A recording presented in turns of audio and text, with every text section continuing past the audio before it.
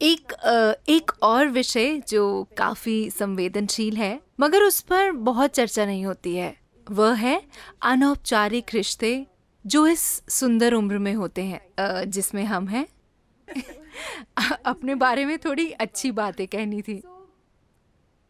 आजकल लोग शारीरिक संबंध बनाते हैं, लेकिन इन रिश्तों में ज्यादा भावनाएं नहीं होती।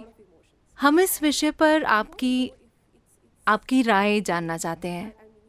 अगर लोग अपनी मर्जी से ऐसे रिश्ते बनाते हैं तो क्या ये सही है या ये क्या है?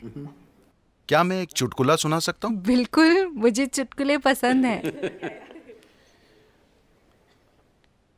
एक मिसेस भाटिया थी।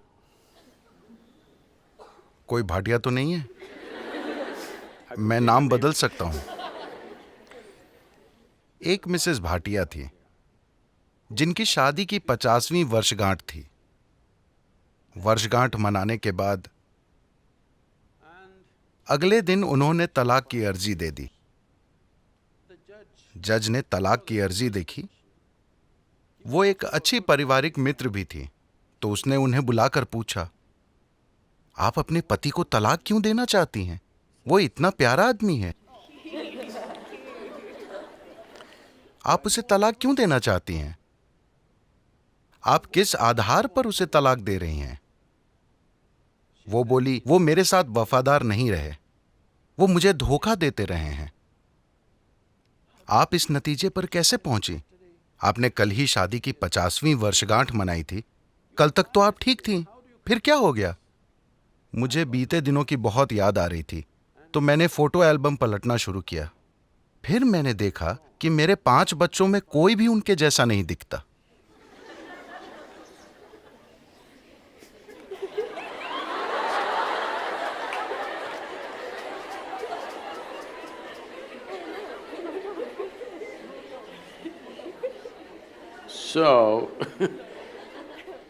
देखिए, अभी क्या आपको याद है कि 10 पीढ़ी पहले आपकी दादी की दादी की दादी कैसी दिखती थी? नहीं, मगर उनकी नाक अभी आपके चेहरे पर मौजूद है। आपके शरीर को याद है, हाँ या ना? आपके शरीर को लाखों साल पहले आपके पूर्वजों की त्वचा का रंग भी याद है, अभी तक वो भूला नहीं है। तो जिसे आप मेरा शरीर कह रहे हैं, वो यादों का एक बहुत बड़ा संग्रह है ना? आपके दिमाग में मौजूद यादाश्त बहुत कम है। आपके शरीर में मौजूद यादाश्त, There is evolutionary. उसमें क्रमिक विकास की यादें हैं, जेनेटिक यादें हैं, कर्म की यादें हैं, व्यक्त और अव्यक्त स्तर की यादें हैं, ढेर सारी यादें हैं। आपको लगता है कि अभी आपको चलना आता है, लेकिन ऐसा सिर्फ इसलिए है क्योंकि आपके शरीर ने वो यादाश्त बनाई है। अगर आपका शरीर उसे भूल जाए तो आप चल नहीं पाएंगे। So इतनी यादें, आप जो छोटी से छोटी चीज करते हैं, आप जानते हैं कि क्या खाना है क्या नहीं खाना है, उसे मुंह में डालना है कान में नहीं। ये सुनने में अजीब लगता है, लेकिन आप यादों के कारण ही जानते हैं। तो आपका शरीर ढेर सारी यादों का भंडार है और वो हर समय यादें इकट्ठी करते रहता है। अगर आप यहां से यहां तक चलें तो 50 अलग अलग तरह की हल्की महकें होंगी। हो सकता है कि आप उस पर ध्यान न दें, मगर शरीर उसे इकट्ठा भी करता है और पहचानता भी है।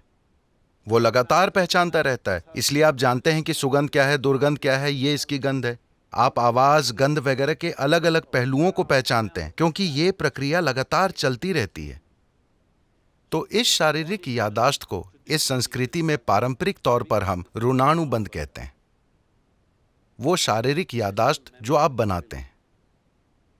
आप जागरूकता के साथ अपनी शारीरिक यादाश्त बना सकते हैं या बस ढेर सारी यादाश्त अंदर लेकर ढेर सारी शारीरिक उलझन से गुजर सकते हैं। तो जहां कहीं भी प्रभाव होता है, मुझे पता नहीं कि आपकी पीढ़ी में लोग अब भी ये चीजें जानते हैं या नहीं, मगर अब भी बैंगलोर में ऐसे लोग मिलेंगे जिन्हें अगर आप नमक देने की कोशिश करेंगे तो वे उसे नहीं लेंगे। वो कहेंगे वहां रख दीजिए।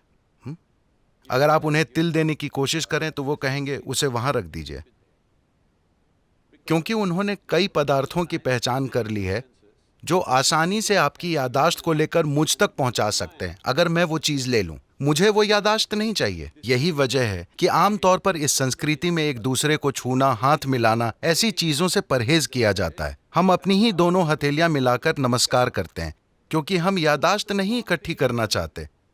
क्योंकि अगर मैं इसे बस छूता हूं तो ये इसे भी याद रखता है। आप अपने 4 दोस्तों के साथ इसे आजमा कर देखें। आप उनके हाथों को छुएं, याद रखने की कोशिश ना करें। हर दिन बस उनके हाथ छुएं और भूल जाएं। कल अगर वो आकर आपको छूता है, आप जानते हैं कि ये उसका हाथ है ना? तो शरीर याद रखता है, ये दिमाग में नहीं है। शरीर की यादाश्त होती है, इसे ऋणानुबंध कहते हैं। जब यौन संबंध बनते हैं या ऐसी कोई अंतरंगता होती है जिसमें विचार, भावनाएं और शरीर शामिल हों, तो आपके शरीर में जो यादाश्त रह जाती है वो बहुत बड़ी मात्रा में होती है। इसलिए कहा गया है कि आपको इसे जितना हो सके उतना सरल रखना चाहिए। कुछ दूसरे पहलू हैं जहां कुछ तांत्रिक प्रक्रियाओं में ऐसी चीजें होती हैं। वे सालों तक खुद को तैयार करते हैं ताकि शरीर से इतनी दूरी बना ली जाए कि शरीर कहीं से कोई यादाश्त न उठा पाए। इसे एक साधना की तरह किया जाता है, बेलगाम संभोग की तरह नहीं। so तो सवाल नैतिकता का नहीं है। सवाल ये है कि आप अपने जीवन में अपने साथ क्या करना चाहते हैं। if you want to be in such a way that अगर आप इस तरह जीना चाहते हैं कि आपके जीवन में आपकी भीतरी बुद्धि सबसे प्रबल चीज हो, आपका भौतिक शरीर नहीं, तो आपको शरीर की याददाश्त को जितना हो सके उतना सरल रखना चाहिए। इसलिए सादा भोजन, लोग बिल्कुल सादा भोजन करते हैं। अब भी मैं दिन में 1 बार भोजन करता हूं और भोजन में सिर्फ एक चीज खाता हूं, 10 नहीं। मैं वो चीजें दूसरे दिन खा लूंगा, मगर आज मैं सिर्फ एक चीज खाऊंगा। क्योंकि काफी फर्क आप आजमा कर देखिए, सिर्फ मेरे कहने पर मत जाइए। खासकर जब आपकी परीक्षा का समय आता है, सादा भोजन कीजिए और देखिए कि उससे कितना फर्क पड़ता है। आपकी बुद्धि कैसे काम करती है, आप कितना सतर्क रहते हैं, सब कुछ। तो आप खुद को क्या बनाना चाहते हैं? आप खुद को एक सेक्सुअल सुपरनोवा बनाना चाहते हैं या or no I'm saying कुछ लोगों का ऐसा इरादा हो सकता है, ये उनके ऊपर है। मगर आप अपने जीवन के साथ क्या करना चाहते हैं, ये आपको तय करना होगा।